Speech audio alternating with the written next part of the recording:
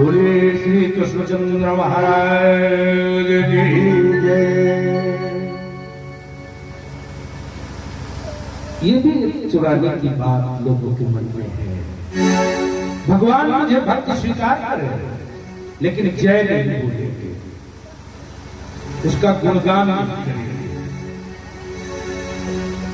तो जब आप गुणगान नहीं करेंगे, उसकी जय नहीं बोलेंगे, तो आपकी जय क्यों करेंगे? देखिए, एक स्त्री बुद्धि यहाँ है, आपको उस बुद्धि से मिलाते हैं। कितनी सुंदर है। जिस समय हिरण्यकश्यप को तपस्या करने गया तो उसने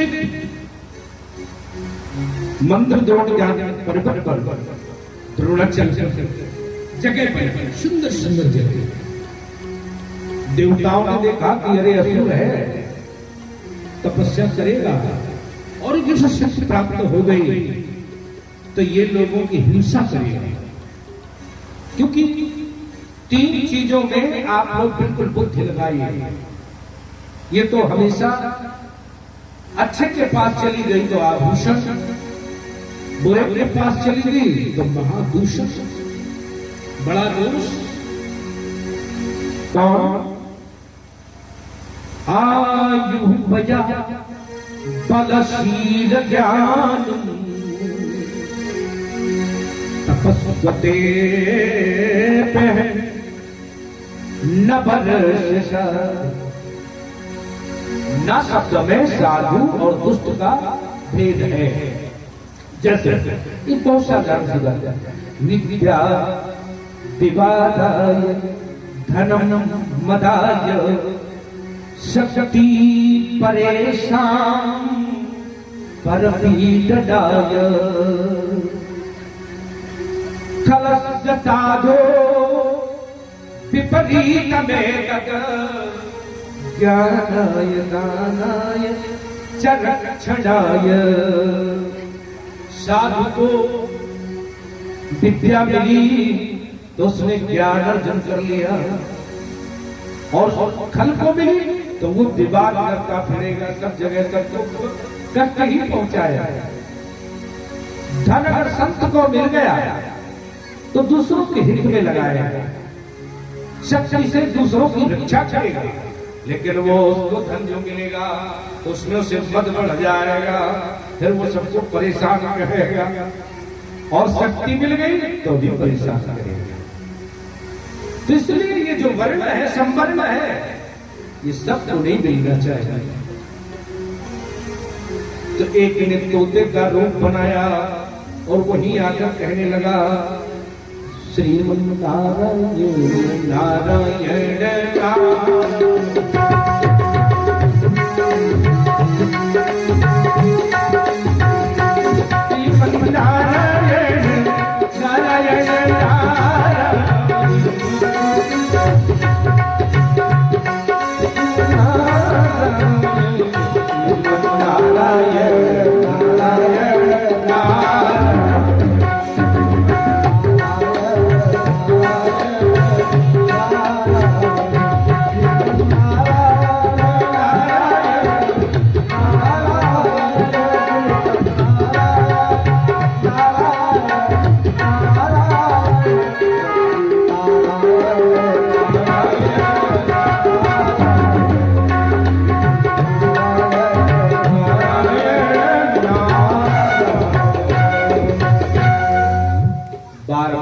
से नाम लेने की प्रथा करते। अरे जितनी बार नाम लोगे उतना ही धन अर्जित होगा।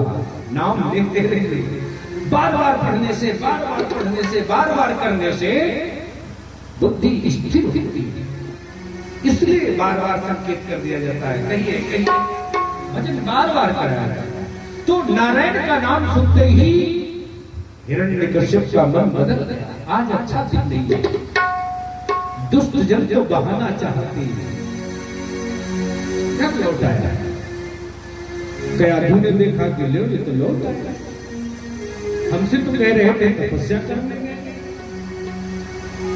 तो सारा विधिवत शांत पूर्वक आया जब समय, तो भोजन परोसने लगी।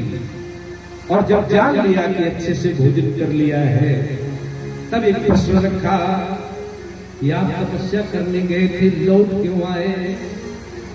तो बोले अरे अरे भाई तोता आ गया। तो बोले वो कह रहा था नारायण नारायण नारायण। अरे अरे तोता नहीं कह सकता, क्या कह रहा था? बोले नारायण नारायण नारायण। अरे महाराज जी पहली बार सुना, और आपने ध्यान से सुना नहीं होगा, क्या यही कह रहा था? बोले हाँ यही कह रहा था, नारायण नारायण नारायण। बार बार उसको याद है कि जितने बार शब्द निकल जाए मुंह से बस नहीं कर लिया। कितनी चतुर है, क्या तू कितनी भक्त है, ध्यान रखिए। संसार के दोष उसको नहीं लगता जो संत हृदय है। संसार का दोष वहां नहीं आता, वो समझ लेता है, क्या अभी भी समझ रही है। तो अब महाराज जी तपस्या करने चले जाओ। अच्छा, देवताओं ने सोचा ये समय अच्छा है, ये तपस्या करेगा और इधर में काम नहीं लगा लूंगा। उन्होंने उस अवसर का पूर्ण लाभ लिया। बाद में आपको समझाते हैं। महाराज जी कहते हैं ये तपस्या कर रहा है, और इसकी तपस्या एक पैर पर खड़ी होकर के नभो दृष्टि ऊर्ध्वा हो, नभो दृष्टि पादांगुष्ठ सिदावनी। हाथ ऊपर के उठाए हैं, दृष्टि आकाश की ओर है, और एक पैर के पीठे पर खड़ा होकर के दारुण तपस्या ये कर रहा है। इस दारुण तपस्या से हुआ ये कि उसके सिर से धुआं निकलने लगा, और सारे शरीर में कमजोरी जीर्णता आने लगी। तस्य मूर्धनः समदभूता सधूमो अग्नितपोमयः। इतना चारों तप किया, चारों तरफ से ये दीपक ने एक घर बना लिया, बिल का सा घर दिखाई देने लगा। सारे अंग को मान लो दीपक चाट गई, इतना कमजोर हो गया। ब्रह्मा को जब लगा कि इसकी तपस्या का वरदान इसको मिलना ही चाहिए, तब आए। लेकिन कहीं कोई पुरुष दिखाई नहीं देता, और किसी बदमाश घूम रहे, कहां है वो तपस्वी? तब उन्होंने बुलाने से सोचा कि ये मिल जाए। क्या कहा? उत्तिष्ठ उत्तिष्ठ भद्रम ते तपा सिद्धो शिकाशप।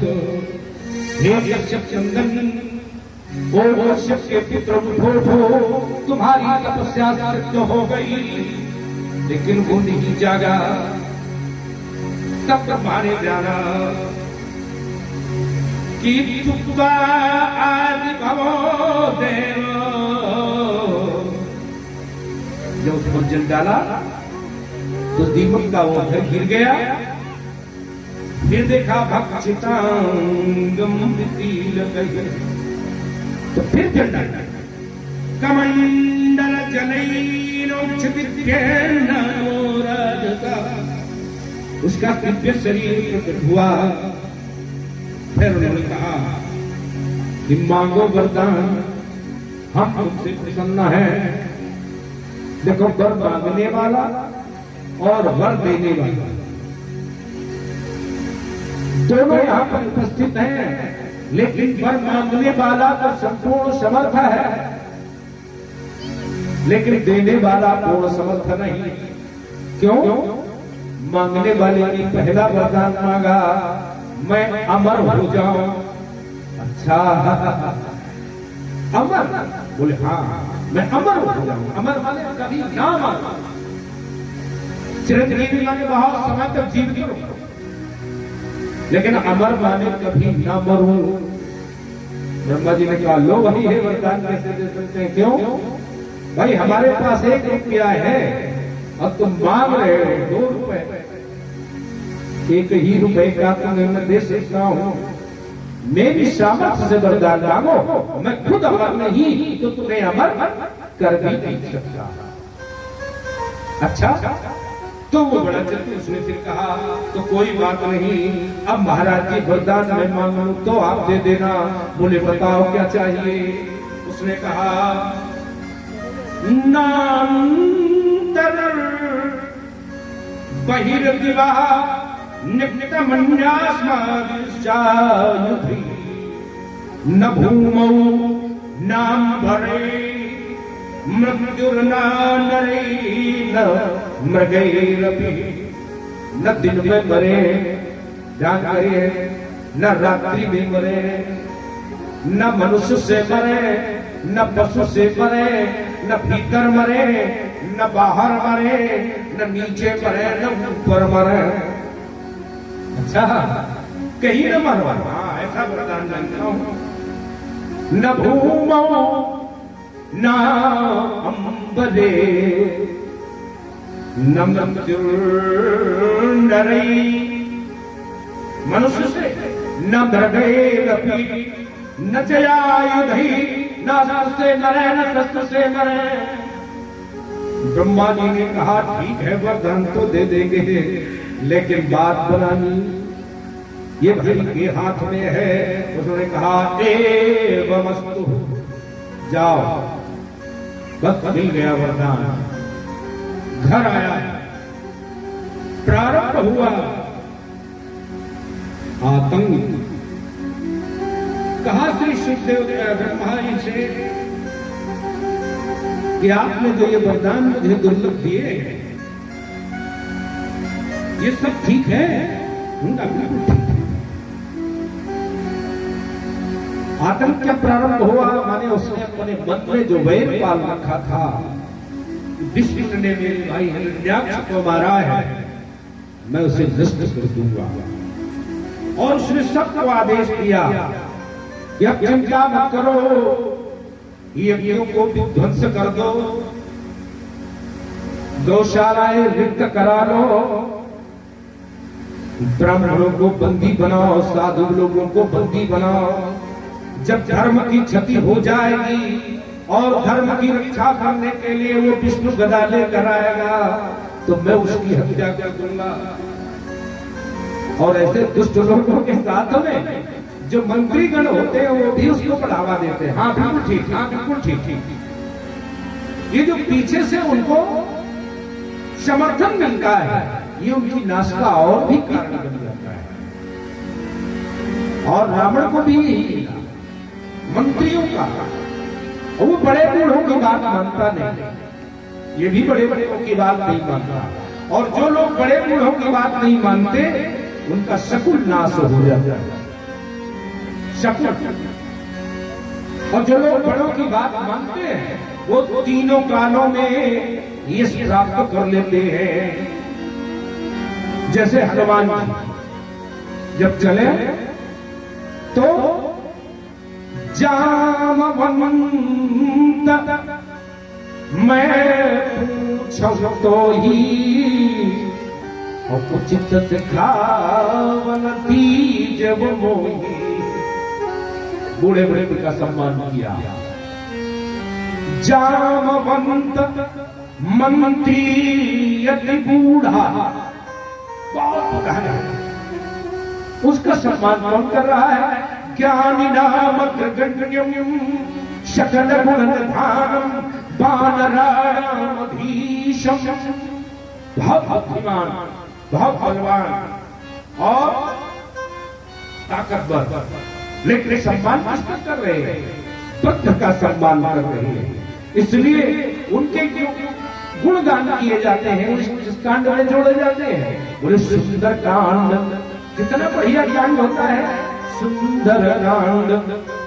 और जब उनकी सभा में गए तो मालवंत मंत्री अति बूढ़ा, रावण की सभा में मालवंत मंत्री है, उसने समझाया कि राम से विरोध न करो। तो उसने क्या दिया, दूर न करो यहां है कोई, गई उम्र जरठ मत भोई। बेकार हो गया है, निकाला ये अभिमान कर दिया। तो जो कांड आगे हुआ उसको सभी जानते हैं, कितना विभत्स कांड, माने लंका कांड, एक से एक बड़े बड़े योद्धा मारे गए, सारा वैभव नष्ट हो गया। इसलिए सम्मान करना सीखो। जो लोग बुद्ध का सम्मान करते हैं उनसे उन्हें सदगति सहमति लेते हैं, उनकी बात मानते हैं, और राजा के नाश होने के लिए 3 ही चीजें काफी है। राज समाप्त करने के लिए सचिव वैद गुरु 3 जो प्रिय बोलई बयास, तो राज धर्म तन कीन कर होय ही नाश। अगर ये भयवश कहने लगे हाँ ठीक कह रहे हो, ठीक कह रहे हो, तो राज का नाश होना निश्चित है, तन का नाश होना निश्चित है। यही इनके साथ हो रहा है। हिरण्यकश्यप को सब सलाह दे रहे हैं, ठीक कह रहे हैं, विष्णु को मार डाला। बस विरोध प्रारंभ हुआ। जहां जहां ब्राह्मणों की नगरियां, जहां जहां गौशालाएं, जहां जहां यज्ञ है, वहां पर इनके चल जाते हैं और भयंकर उत्पात मचाते। इधर राजा परीक्षित ने, नारद जी ने बताया युधिष्ठिर को, युधिष्ठिर जिस समय ये तपस्या करने गया तो इंद्र ने इसकी नगरी पर चढ़ाई कर दी, सब लूटपाट की, गयाधियों को बंदी बनाया, ले जा रहा था। मैं मिल गया, मैंने रोका, रोको रोको, कहां जा रहे हो? बोले बोले नगर। ये कौन है? स्त्री कौन है? बोले ये हिरण्यकश्यप की पत्नी गयाधु है। इसे क्यों बंदी बनाया है? इसलिए बंदी बनाया कि इसके गर्भ में मेरा शत्रु पल रहा है। नारद ने कहा रुक जाओ, ये शत्रु नहीं, यही पराभव का कारण बनेगा। किसका? हिरण्यकश्यप का। इसमें भक्त हृदय पल रहा है और इसमें सनत कुमार जी महाराज प्रहलाद के रूप में जन्म लेने वाला, इसलिए सूर्य की रोशनी उदय हुई और नारद जी ने प्रहलाद को गुरु मंत्र दे दिया। गुरु मंत्र पा करके, नारद जी से शिक्षा पा करके ये यहां आए और नारद जी के गुरु जी महाराज प्रहलाद जी महाराज, कितने ही शिष्य ऐसे हैं जो अपने जीवन में सफल शिष्य कहलाए, सफल हुए। महाराज जी कहते हैं राज के अनुसार शंख और अमर नामक 2 आचार्यों को बुला करके हिरण्यकश्यप ने शिक्षा का प्रबंध कराया। देखो राज दरबार के बच्चे पहले गुरुकुल में पढ़ने जाते थे, लेकिन इसके बच्चे गुरुकुल में पढ़ने नहीं जाते, वही बुलाया गया, इन्हें पढ़ाओ, पढ़ाया गया। ये परंपरा आज ज्यादा है। आचार्य को बढ़ाओ, घर पे बुलाकर पढ़ाओ। आचार्य के घर में पढ़ने नहीं जाते। राजा दशरथ जी के पुत्र घर में पढ़ने गए। गुरु गए पढ़ना गए रघुराई, अल्पकाल विद्या सबकाल। अपने आप आ गया। लेकिन यहाँ चंड नंबर पर लोग पढ़ा रहे हैं, कोने में पढ़ाया जा रहे हैं। एक दिन एकदा सुराट पुत्र अंकम आरोप्य पांडव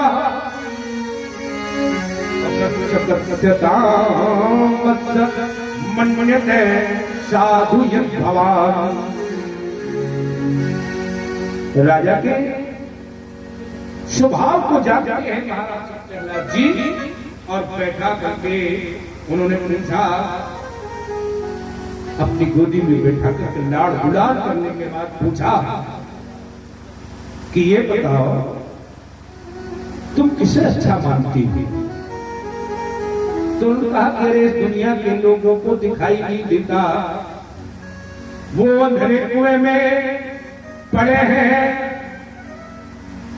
उनकी देह बुद्धि है, उन्हें कुछ दिखाई नहीं देता, इससे उनका कल्याण नहीं हो सकता।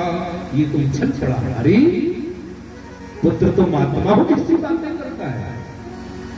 तो जब महात्माओं जैसी बात उन्होंने सुनी तो एक बात दुलार में बदल उसने पूछी, वत्स प्रहलाद भद्रम ते सत्यम कथय मम सह। झूठ नहीं बोलना, सही सही बताओ तुम्हें कौन पढ़ाता है, कौन पढ़ाता है? उन्होंने कहा महाराज जी हमको कोई नहीं पढ़ाता। अच्छा, वो पढ़ाने आते हैं, वो पढ़ाते नहीं तुमको? तो चुप हो गए। तो दुनिया में एक सूत्र लिख दिया गया कि निर्भर कुपिता दीनो। कौन? गुणराज सेवक। हमारे परीक्षित जी तो रहे हैं राज सेवक। जो राज सेवक है वो स्वतंत्र नहीं होता, उस पर कोई न कोई अधिकारी और उस अधिकारी का भय है।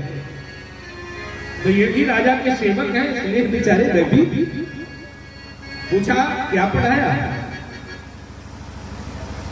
उनका महाराज हम नहीं पढ़ा पाए, क्योंकि बालक तुम्हारा स्वयं ही बुद्धिमान है, मैं क्या पढ़ाऊंगा? उनका ये तो ऐसी बातें करता है। प्रहलाद जी ने तो सूत्र रखे थे इसके सामने, हिरण्यकश्यप के सामने।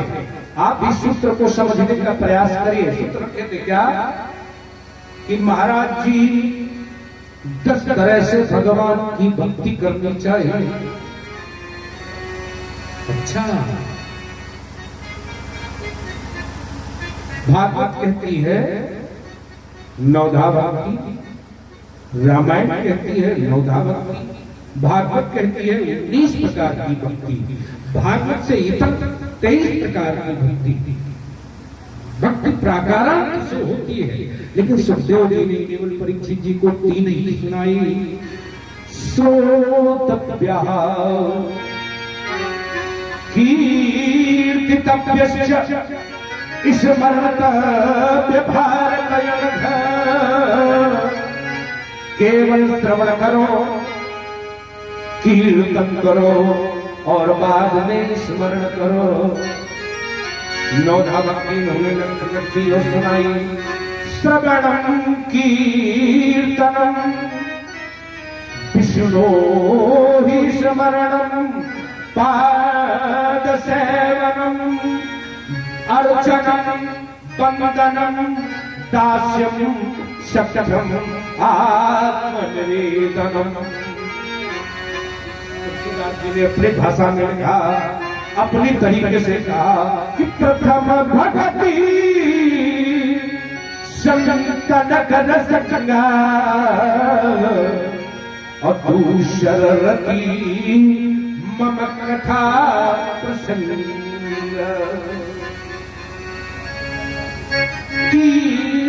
गुरुपद पंकज सेवा तीसर भगति अमान और चौथी ब्रह्म गुण गण करई कपट तज गान।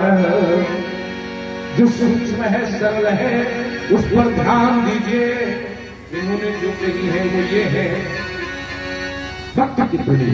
और मैं उत्तर दिया कि महाराज जी, इस बालक को मैंने नहीं सिखाया, इसने सिखाया।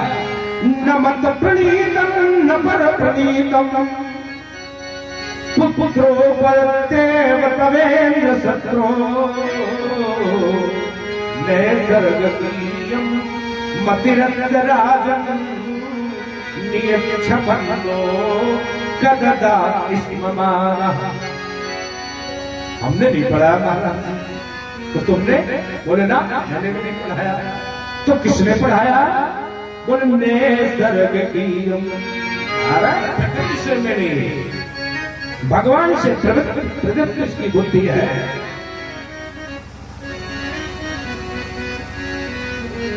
उनका ये बुद्धि तुम्हारी किसने की? गलत। इस बुद्धि का परित्याग करो तो राजमहल में रहने के अधिकारी हो। प्रहलाद जी ने कहा नहीं, इस बुद्धि का तो मत प्रचार और प्रसार करूंगा। ये बच्चों के बीच में बैठे और प्रारंभ तो कहां से किया? कौमार। बहुत ध्यान देकर के सुनिए आप, प्रत्येक काम की बात है। कौमारा चरेत प्राज्ञो, जो बुद्धिमान लोग हैं वो छोटी ही अवस्था से भगवान की तरफ प्रवृत्ति बना लेते हैं। क्यों? धर्मान भागवतान, नहीं तो फिर दुर्लभम मानुषम जन्म। ये तो बहुत बार बताया जाता है कि मनुष्य जन्म दुर्लभ है। 84 लाख प्रकार की योनियों का भोग करने के बाद आपको ब्रह्म शरीर मिलता है, आपको मनुष्य शरीर मिलता है, आपको क्षत्रिय शरीर मिलता है। यदि आप अच्छे में नहीं कर पाए तो क्रमिक अवसान होने लगता है, या क्रमिक उत्तरोत्तर वृद्धि होने लगती है। इसलिए इस मनुष्य योनि पर आप विशेष चिंतन करिए, क्योंकि एक बार ये जन्म मिला, दोबारा जन्म मिलने वाला नहीं है। ये इन्होंने सिखाया कि इसलिए जल्दी जल्दी प्रयास करो, पता नहीं गाड़ी कब छूट जाए। भाई आयु का ठिकाना तो किसी व्यक्ति के पास है नहीं कि हमारी इतनी आयु है, हम इतने दिन जिएंगे। अगर ब्रह्मा ने ये पृष्ठ खोला न होता, अगर ब्रह्मा ने ये पृष्ठ खोल दिया होता, दोनों परिस्थितियां, किसी को पता चल जाए कि इतनी आयु है, उपद्रव प्रारंभ कर देगा। परसों तो मरना ही है, आज मार लो जितने मार सकते हो। इसलिए ब्रह्मा ने बंद कर दिया। अपराध की पराकाष्ठा लोग कर देंगे, इसलिए किसी को आयु निश्चित करके न बताओ, आयु नहीं बताई। तो प्रहलाद जी कहते हैं अपने तमाम साथियों से, कौमार आचरेत प्राज्ञो, जल्दी जल्दी भजन कर लो, जल्दी जल्दी भजन करो, जितना भजन इकट्ठा कर सको। किसी को दिखाने के लिए नहीं, पूजा प्रदर्शन का नहीं, पूजा प्रदर्शन का नहीं, पूजा दर्शन का भाव है। हम किसी को दिखा दें कि हम भक्त हैं ना, कोई जान नहीं न पाया आप भक्त रहे। आप भक्त निरंतर भक्ति में डूबे रहे, कोई जाने ना, क्योंकि जानेगा तो आपका अभिमान बढ़ेगा। भक्त भक्त लोग आपसे कहेंगे, तो जानने पर अभिमान आता है। तो पूजा प्रदर्शन का नहीं, दर्शन का भाव। इसलिए उन्होंने कहा, एक सन्यासी ने 5 वर्ष की आयु में, 6 वर्ष की आयु में देश बना दिया। निकला, राजकुमारी छत पर बैठी थी, उसने एक प्रश्न किया, बड़े सवेरे उत्तर भी आ गया, सूर्य डूबने का भय है। अब राजसैनिकों ने देखा कि राजकुमारी किसी से बात कर रही है, तो तुरंत ही राजा से कहा कि राजकुमारी किसी से बात कर रही है। तो पकड़ कर बुलाया गया उनको। क्या बातें कर रहे थे? बोले मैंने कोई बात नहीं की। नहीं बात तो हुई है। तो विज्ञान ने उसका समर्थन किया, हाँ बात हुई है। क्या बात हुई? बोले मैंने इनसे पूछा बड़े सवेरे, तो इन्होंने कहा सूर्य डूबने का भय था। क्या मतलब? बोले बड़े सवेरे सन्यासी बन गए हैं, इतने सवेरे सन्यासी बनना चाहिए। बोले आयु का निश्चय नहीं है, कब छीन ली जाए। कुछ लोग तो जन्म लेते ही प्राणांत को पा लेते हैं, कुछ लोग मध्य में चले जाते हैं, कुछ लोग पूर्ण आयु को मानते हैं पर वही नहीं चले जाते हैं। तो ये जो जाने का क्रम है वो निश्चित नहीं है। इसलिए ऐ मित्रों नित्य नित्य भजन करो। कैसा? श्रीमन्नारायण।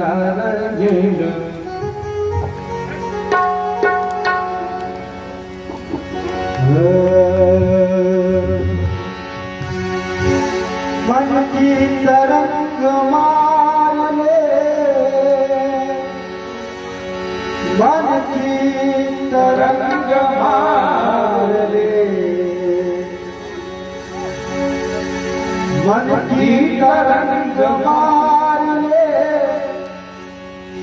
बस हो गया भजन।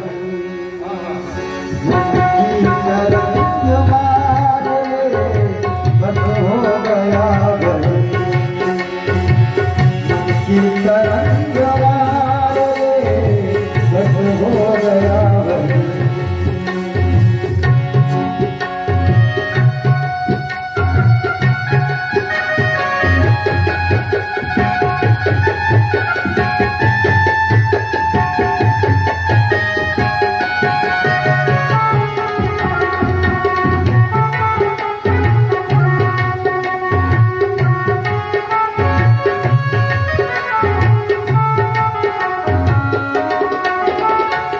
मन की तरंग मार ले, बस हो गया भजन।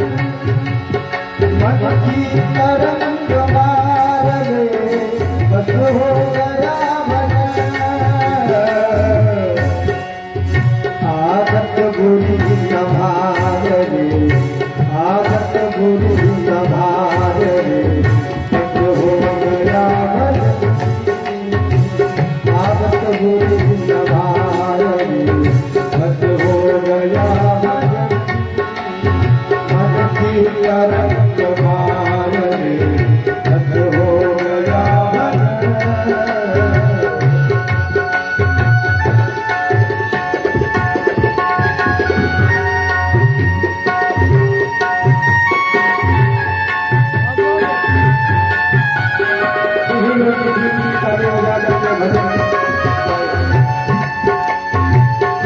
भगवान ने सबको हाथ दिए हैं और भगवान के भजन के अधिकारी जाओगे तो कहाँ ताली बजाओगे? सभी लोग ताली बजाओगे।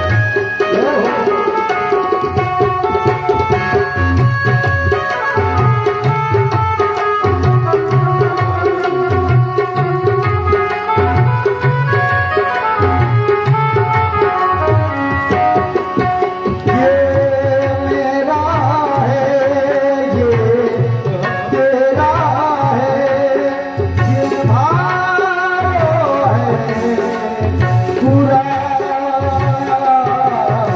ये